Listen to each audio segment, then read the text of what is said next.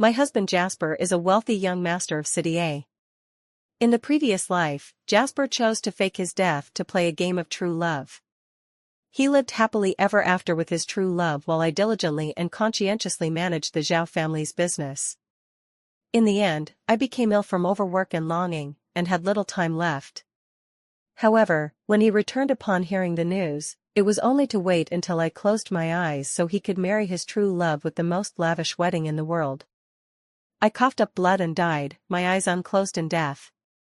Reborn, I no longer played a part in their love games. Through tears, I chose to inherit Jasper's business empire. Since the scumbag is dead, there's no need for him to come back. Promotion, riches, and a dead husband, the three great joys, at last they've come to me. Just like in my previous life, while I was working overtime negotiating projects for the Zhao Corporation, I received the news of my husband's death. His two childhood friends told me with grief-stricken faces, "Sister-in-law, please accept our condolences and try to bear this change of fate. Jasper had an accident while bungee jumping. He fell to the bottom of the mountain. We searched for him all day and couldn't find him. It's likely the worst has happened." My husband Jasper and I were a typical arranged marriage between families of equal standing. He was known as the wealthy young master of City A. Anyone with eyes could see that the Shen family had been in decline for years. And although I, Serena, am a daughter of the Shen family, once my house got a stepmother it also got a stepfather, my relationship with the Shens is poor. So Jasper's grandfather, Frank, wasn't worried I would pillage the in-laws' assets for my birth family. Unlike Jasper, who has zero talent for business, I inherited some of my parents' knack for commerce. That's why Frank chose me to marry his precious grandson, hoping I could help prop up the Zhao family's fortunes. At first Jasper treated me indifferently, later he seemed to grow fond of me and turned into the media's infamous doting husband. When I heard the news of Jasper's death, I pretended to be distraught and asked, "What did you say? Jasper is dead? And it happened while he was bungee jumping?" One of my childhood friends, Zachary, said cautiously, "The rescue team searched the mountain all day and night and still couldn't find any trace of Jasper. The captain said they can't rule out the possibility that some wild animal carried him off." When I heard that, I instantly fell apart and cried hysterically, tears streaming down as if they were free. I don't believe it. He'd promised me we'd celebrate our golden anniversary together decades from now. We loved each other so much, how could we suddenly be separated by death like this? They two men were overwhelmed by my crying. Lucas spoke up to comfort me, "Sister-in-law, Jasper is gone, you have to pull yourself together, you have to help manage his affairs. Besides, if his spirit watches from heaven, he surely wouldn't want to see you so broken." I acted unreasonably, yelling at them. He always did extreme sports, free solo climbing, alpine skiing, aerial surfing, bungee jumping. In every one he pushed himself to the limit. Now you tell me he played bungee jumping and killed himself, I don't believe it. Zachary handed me the wedding ring Jasper had taken off before bungee jumping. He turned away from my eyes and said, "Jasper's last wish was surely that the Zhao group continue to prosper. I believe, you loved him so much, you will help him manage the company well." I shook my head hard and cried, "Tell the search and rescue team to keep looking. If they can't find him in a day, then search for 10 days, a month, even a year, I can wait that long. Whatever it takes for them to keep searching, I'll pay." Jasper promised he'd spend my birthday with me, he can't break his word. Lucas said sympathetically, "We know you can't accept it right away, but that's the fact. You'll have to learn to accept it." Jasper's lawyer told me calmly, "Mr. Jasper left a will. If he suffers any accident, all his assets are to be inherited by Miss Serena." I rifled through Jasper's asset documents, then pretended I couldn't accept it and slammed the door as I ran out. Otherwise, I was afraid I'd burst out laughing. Back at my billion-yuan villa, I rolled with glee on the 2-meter-wide bed. Frank died a year ago, no one can contest the inheritance, and all of the Zhao family's billions will belong to me. All those heartfelt scenes I acted with that scumbag after my rebirth were not in vain. I laughed like a pig at the fortune I was about to inherit. As for Jasper, the rotten jerk, if he likes faking his death so much, let him truly die. Whenever I think about things from my past life, my heart turns as cold as the knife that's been cutting fish at De Run FA for 10 years. In my last life, 3 years after I married Jasper, he met what he called his true love. To pursue that person and prove the fidelity of their feelings, he chose to fake his death and hide his identity. But he couldn't let go of everything tied to the Zhao family, so he set his sights on me. He began to pretend to fall for me little by little, until the affection took root and grew deep, becoming the famous wife-adoring man the media wrote about. I was gradually won over by him, and I fell deeply in love with him. At the time Jasper and I joked that the two of us were keeping up with the fad of marrying first and falling in love later. He smiled and touched my hair when he heard that. I, however, did not notice the mockery in his eyes. After he died, although I had suitors, I did not remarry. I stayed on at the Zhao household to manage his affairs, and in the end I worked myself into collapse, with little time left. When he learned of this news, he returned in a grand display with his true love Cora and their son Ethan. He had the most lavish wedding in the world prepared, only waiting for me to close my eyes on the hospital bed so he could rightfully give Cora a wedding. When I lay on the hospital bed and heard the news, I coughed up blood and died, dying without peace. After being reborn, I was no longer a love-struck fool. Faced with Jasper's devotion, I used every ounce of my acting skill to pretend to be utterly moved by him. My efforts were not in vain, he was convinced I loved him deeply. My love was enough that, after his death, I could manage everything for him so that when he returned he could reap the benefits. So to outsiders, we were the perfect couple, a match made in heaven. No one would have guessed that both of us were scheming against each other in our hearts. I devoted myself to managing Jasper's company affairs, letting him continue living the life of a rich second-generation heir. Every second I spent with him, I chanted the will in my mind, I want the inheritance.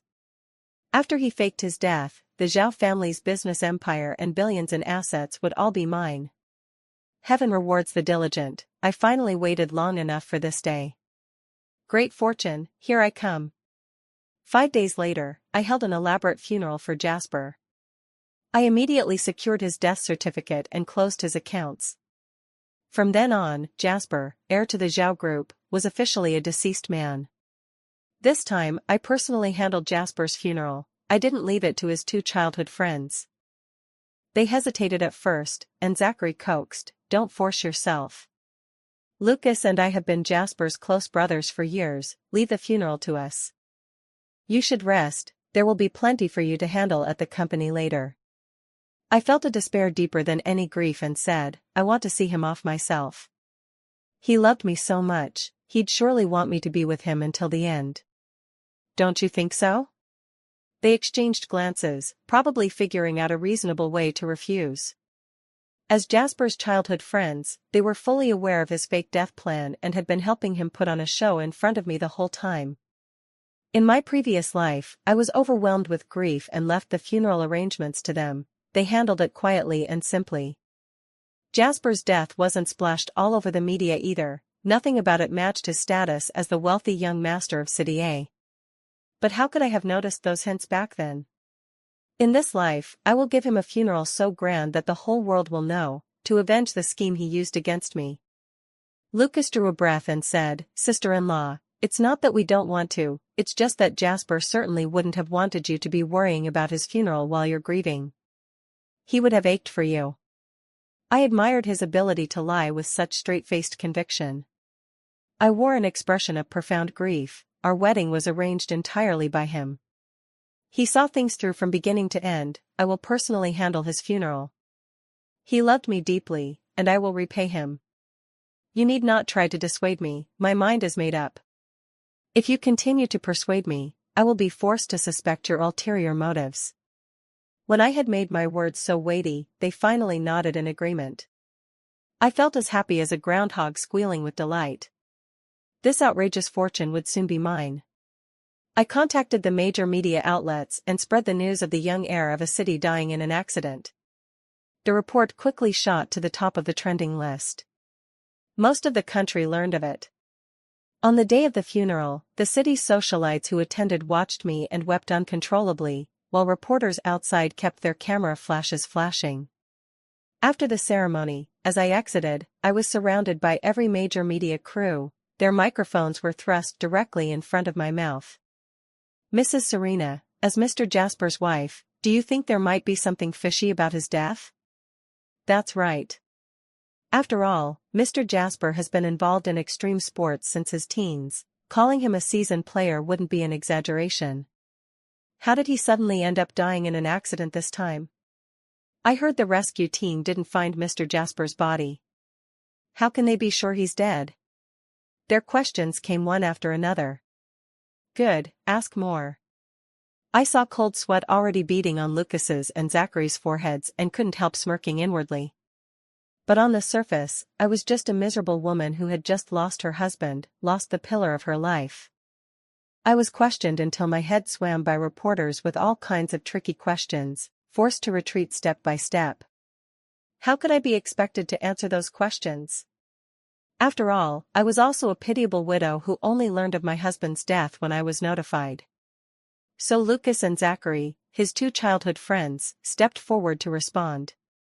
That was right, good brothers help each other. Having their personal confirmation was far better than me trying to explain. Lucas took the microphone and said, "All right, Zachary and I were on site and saw with our own eyes that he fell during the bungee jump. Quite a few people there witnessed it." Zachary continued, "We asked the search and rescue team to look several times but they didn't find Jasper. He was most likely killed by a wild animal. The one hurt most by this turn of events is Jasper's wife, Serena. I asked the press to give her some space and stop pressing her for answers." The reporters stopped fixating on Jasper's death and turned their attention to the future of the Zhao Corporation. With Mr. Jasper gone, what will happen to the Zhao Corporation? "Mrs. Serena, what are your plans going forward?" The head of public relations at the Zhao Group took the question and replied, "You needn't worry about this. Lady Serena led us in the past, and she will continue to lead our company in the future. We believe that under her leadership, our group will only get better and better." They spoke on our behalf, and I nodded repeatedly to show my agreement. Afterwards, I watched those interview clips over and over, and saved them. All of this meant Jasper was a thing of the past. From now on, the Zhao Group would be mine. With the will Jasper left behind, I smoothly inherited his family's business empire. At this point, I also had time to check on Jasper's current situation. I paid a high price to hire a professional private detective and had him watch Jasper around the clock. This madman wants to play at true love. He could easily divorce me and then pursue Cora. But he stubbornly doesn't. Instead he puts on that deep, affectionate act so well that I can't help falling for him and throw myself into working for him. I won't let him be smug any longer. Looking at the materials the private detective sent, I couldn't help but sneer. Jasper pretended to faint near Cora's house, was rescued by Cora, then pretended to lose his memory and thus successfully stayed in the Liu family. He was now courting Cora. It has to be said, his handsome face, no less striking than any celebrity's, gave him every advantage in love. In my past life I couldn't escape his tender advances. Now Cora, too, found herself helplessly falling for him.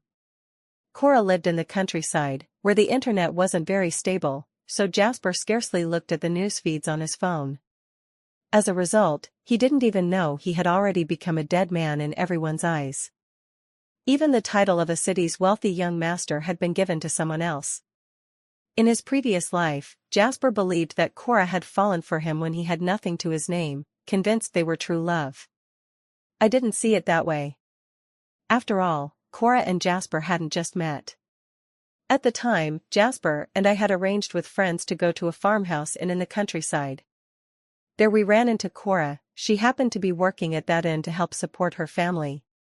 After a few casual words, she said without thinking, "If I like someone, as long as he treats me well, whether he has money or not, I'll be with him." Miss Serena, you're really lucky to have someone as outstanding as Mr. Jasper. If I had a partner like that, I'd follow him even if it meant eating husks and swallowing chaff. She glanced at Jasper with a flush, and that single look walked straight into his heart. When I was reborn, the two of them had already met. I wanted to know how their relationship developed, so I made a point of investigating.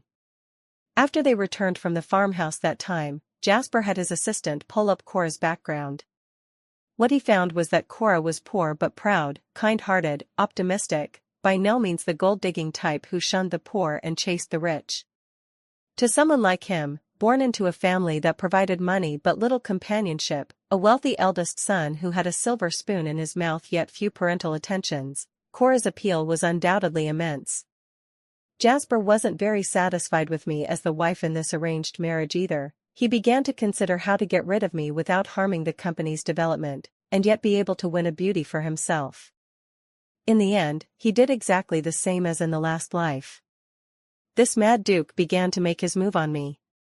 He started pretending to fall in love with me, and I did my best to play along with his affectionate performance. Our relationship seemed to deepen gradually until we were in love. Jasper also turned into a husband who worshipped his wife. From time to time the media would run stories about Jasper lavishing thousands on his wife to buy her things. He waited until the moment was ripe, convinced I had fallen completely for him and could never leave, then vanished without a trace to chase true love with nothing to his name. After all, in his view, with how much I loved him, I would surely help him hold on to everything of the Zhao family. However, after my rebirth, in my eyes he had become a greasy, disgusting man. No matter how much he displayed himself like a peacock before me, I remained unmoved. My feelings for him had been exhausted long ago, drained when he carried out his vicious scheme. So when Jasper booked that bungee jumping activity again, I was thrilled beyond measure. I'm about to inherit his billions, how on earth am I supposed to stay calm?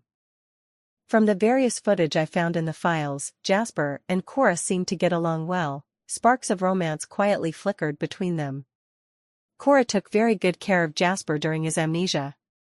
That only made Jasper think she was a virtuous girl who didn't care for wealth and status. I couldn't help but marvel at Jasper's lucky life. Before me, his grandfather and parents had already provided him with a worry-free, affluent existence.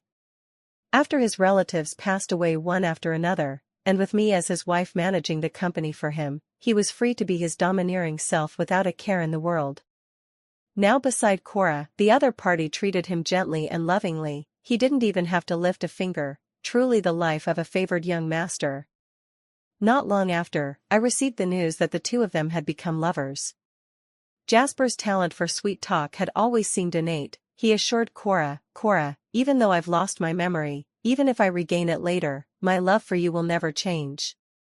Knowing they were in the throes of young love, I temporarily set them aside. After all, I had just inherited the entire Zhao family estate, and my worthless father and stepmother were eyeing it hungrily. My father kept calling me back to eat, to put an end to it once and for all. I still found the time to go back. At the dinner table, he put on the look of a doting father and said to me with concern, "Serena, eat more. You've worked hard these past days. Daddy knows, Jasper passed away, and you're hurting the most. It's all right, you still have Dad to rely on." Whether I could rely on him or not, I had long seen through it over the years. Ever since Mom died and he remarried, that home had ceased to be mine. Now, apart from money, what else can I trust that won't betray me? My father saw me busy eating and drinking without responding, and without seeming embarrassed he went on by himself, "The Zhao family is large and has many affairs. If you can't manage it all, your father can help share some of the burden. And your younger brother, he really likes you as his sister. He's working at the company now, you can take him out more to broaden his horizons. Your siblings, you'll have to support each other in the future." I lifted my head and looked at him. "Thanks, Dad. Managing the Zhao family's businesses is hard work, but I find it sweet. You don't need to trouble yourself. As for the others, I don't have the patience to play along. Warm, cozy family scenes have never been my concern, have they?" My stepmother spoke displeasedly. "Your husband is already dead, and you don't have children. Who are you going to rely on in the future if not your own family? This place raised you for over 20 years, wanting a share isn't too much, is it?" I gave her a cold look. In this woman's eyes there was only ambition. Since I married, this was the first time she had come forward to demand benefits herself, Usually she egged my father and me on to speak for her. Too bad I never once agreed. I said coldly, I've already learned at home that it's better to rely on yourself than on others. I'll be blunt, the Zhao family's assets are not for you, don't even think about it. My father grew anxious. Child, why do you have to make such strict distinctions? Those are elders' matters, they don't concern your brother. You should at least help your brother out, shouldn't you? I retorted, no. My mother only had me as her daughter, so as far as I'm concerned, what brother? I don't acknowledge him. The family business only passes to sons, not daughters. After your son graduates from university, you'll have him join the company's management. He hasn't worked his way up from the ground, doesn't know how to run a company properly, and has caused the company considerable losses. You just want me to cover for him, right? So you can talk to me, your daughter, all sweet and soft. But Dad, have you ever thought, are you even worthy? My father threw down his chopsticks, his face dark. You've got an attitude now, daring to talk to me like that. I smiled. Don't get mad, after all, there will be plenty more things for you to be angry about in the future. I'm full, so I'll leave first. Enjoy your meal. With that I set down my chopsticks and stood to go. From behind me my father hurled a tirade, calling me an unfilial daughter. I couldn't help a bitter laugh, he really had no idea what was going on. My parents' story can be summed up in one sentence: a wealthy, beautiful woman was utterly ruined by a Phoenix man. My mother couldn't bear the blow, withered away, and left me to endure so many years of wrongs in that household. Now I finally have the means to get justice for her. The weather's cooling down, the Shen family should go bankrupt. Come to think of it, a love full of setbacks is the kind that etches itself into the bones. Jasper is now facing a situation of two men competing for one woman. Cora has another suitor, his name is Shane. Shane's family runs a resort back in Cora's hometown, big and small. He's also a second-generation rich kid. If it had been before, Jasper would never have looked down on the other's wealth. But now, he has lost his memory, has nothing, and is a 7-foot man who has to be supported by Cora. There's simply no comparison. Before Shane appeared, Jasper's pursuit of Cora had been nothing but sweet words without spending a penny. He believed that feelings tainted by money weren't true love. In their daily life, when Cora did the housework, Jasper would sit beside her watching her work, praising her as such a virtuous woman. Any man who married her in the future would be lucky. When Cora returned from work, she still had to drag her tired body to clean up the mess Jasper left behind all day. Jasper was used to being pampered. He was the sort who wouldn't even steady a knocked-over bottle at home, so it was all Cora attending to him. Jasper wanted to test true love, he believed it was all his trial. After Shane appeared, things were different. Cora finally experienced what it felt like to be truly pursued and valued. Shane would bring Cora flowers and gifts. When she was tired he would kindly say, "Let me handle it, you go rest for a bit, have some water. I bought you something to eat, have a little to hold you over, don't let yourself go hungry." All I can say is, it's hard to judge. With the comparison, Jasper's courting somehow started to seem a bit lacking. Cora also seemed fed up with serving Jasper every day while watching him stay busy yet refuse even to lend a hand. She took the initiative, pulling out a photo of Jasper to show him, trying to jog his memory and coax him into returning to the Zhao family to live in the big mansion and enjoy a good life. Jasper stiffened all over and pretended he had a headache, claiming he couldn't remember. In fact, he should have wanted to go back to the Zhao family as the wealthy young master of City A more than anyone. In his previous life, he had secretly stashed some money in an unknown account and, during the time he was presumed dead, withdrew it when needed. So his life had been fairly comfortable. Also, I collapsed in the 4th year after he faked his death. After I died, he smoothly took over everything I had left behind. At that time, I had just finished negotiating a major project with the government, a deal that would have guaranteed Zhao Group's prosperity for the next 20 years. So he and Cora enjoyed the fruits without lifting a finger. He could continue on as the spoiled heir he always was. In this life, I had arranged his death certificate, and all the money under his name was transferred to my account. so he was truly penniless. He had no choice but to find his two old cronies. According to the files from the private investigator, Jasper went to Zachary and Lucas to discuss his return to the Zhao family. That was much earlier than in the previous life. Back then he was living quite comfortably outside and wasn't in any hurry to come back. In this life, he experienced what it was to be truly penniless and finally understood the importance of money. The everyday necessities, rice, oil, salt, of ordinary life also depend on money. I heard the recording of their conversation. Jasper said, "Cora passed my test, she and I are true love. I'm planning to bring her back to the Zhao family. As for Serena, I'll divorce her and give her a sizable sum." "Well, thank you very much. You contributed nothing to Zhao Group, I kept it all afloat, and yet the moment you show up you want to kick me out. Jasper's heart truly is ruthless." Zachary said, "Jasper, this is a bit problematic. You don't know, everyone online thinks you're already dead. Also, your sister-in-law processed your death certificate, and your account has been closed." Jasper snapped anxiously, "What? How could you let her do that?" Lucas gave a wry smile.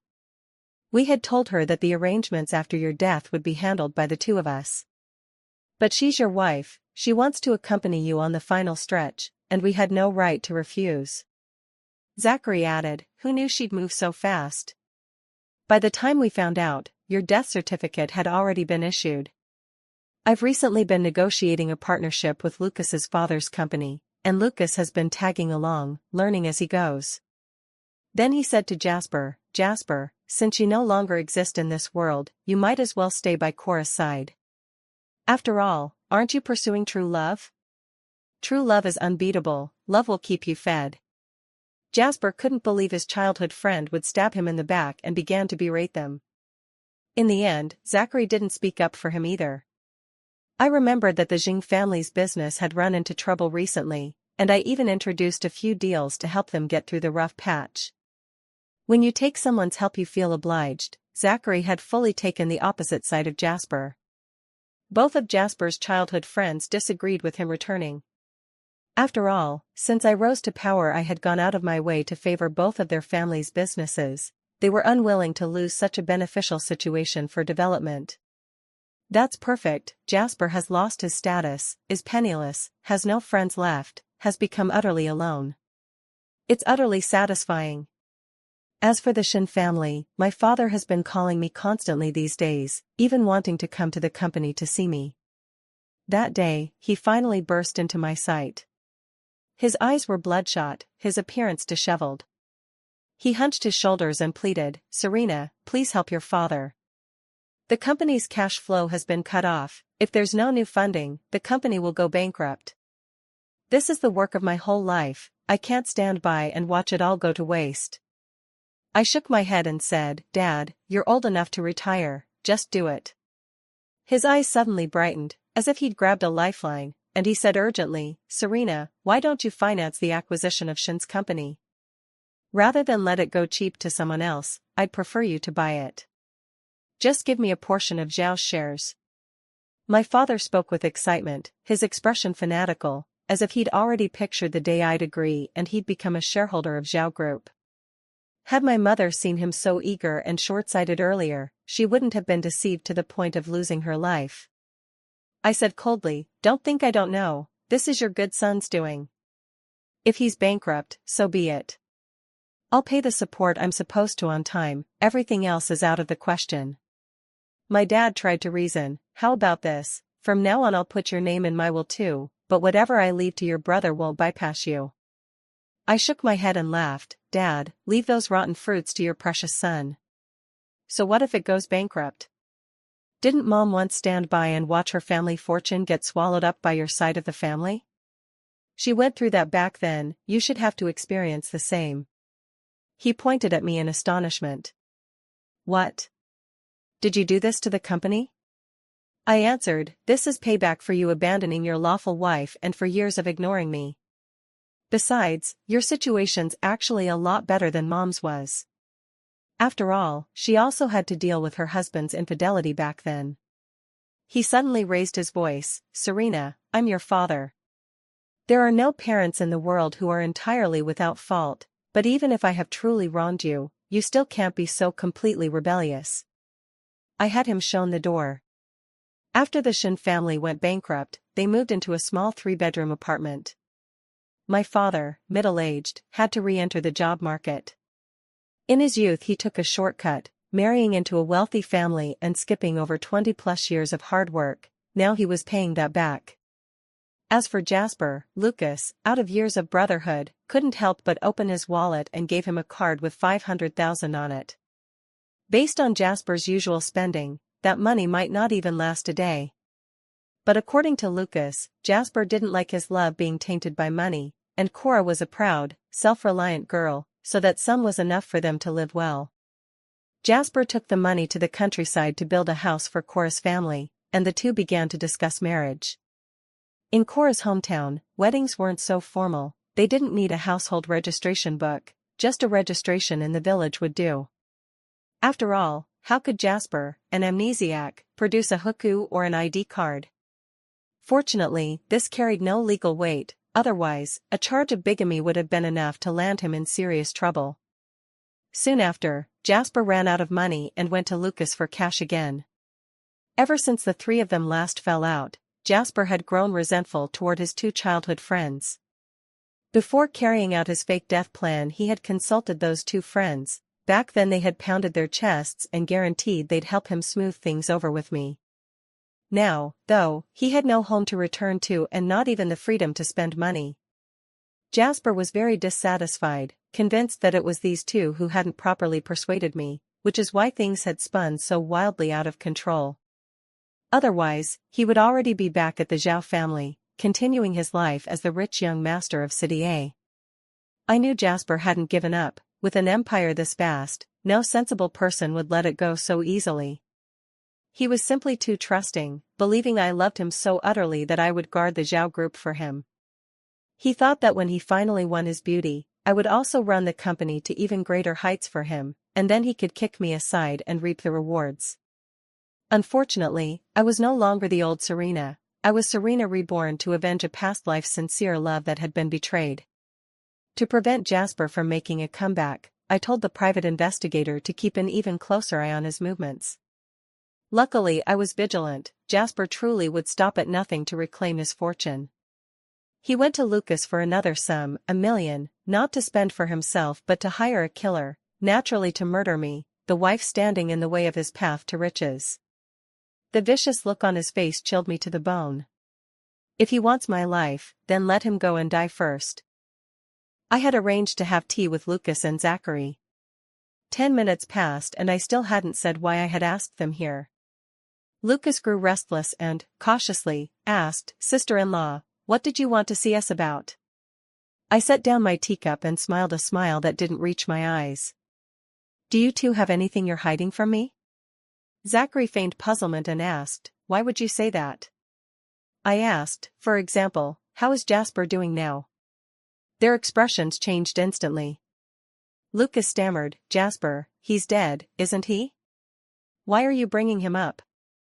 I laughed bitterly, "Aren't you going to tell the truth?" Lucas avoided my eyes and said, "I'm sorry." Zachary took a deep breath and said, "Sister-in-law, I'm sorry. We shouldn't have gone along with Jasper to deceive you. He's alive, and he's with his true love, Cora." My tears fell as if by command. I knew my instinct wasn't wrong, he's alive. It's just, does he hate me that much? Would he fake his death to leave me and be with that woman? Zachary tried to comfort me. "Don't be sad, sister-in-law. If he doesn't have you in his heart and would abandon everything to be with someone else, you need to think of yourself. Look, since you've been put fully in charge of Zhao Company, it's been doing so well. You should go your own way and let the short-sighted ones regret it." I felt a little surprised. Zachary and Jasper's brotherhood wasn't that sincere after all. Thinking it over, Jasper had acted like a little king since childhood, using his family background so that everyone had to give him face. His childhood friend approaching him, how much of it was out of affection, and how much was driven by the family's strategic interests, who could say? Now, I am in charge of the company's major decisions. For reasons of interest, I am leading the Jings and the Lus to cooperate on a major project. Zachary and Lucas understood that if the partnership broke down because of them, they would have no standing left in the family. So it was understandable that they chose to defect to me. I had them arrange a meeting with Jasper. I wanted to cut him off completely. I said, sorrowfully, actually, I received some news. Someone wants to hire a killer to murder me, and that person is Jasper. They exchanged a look and agreed at once.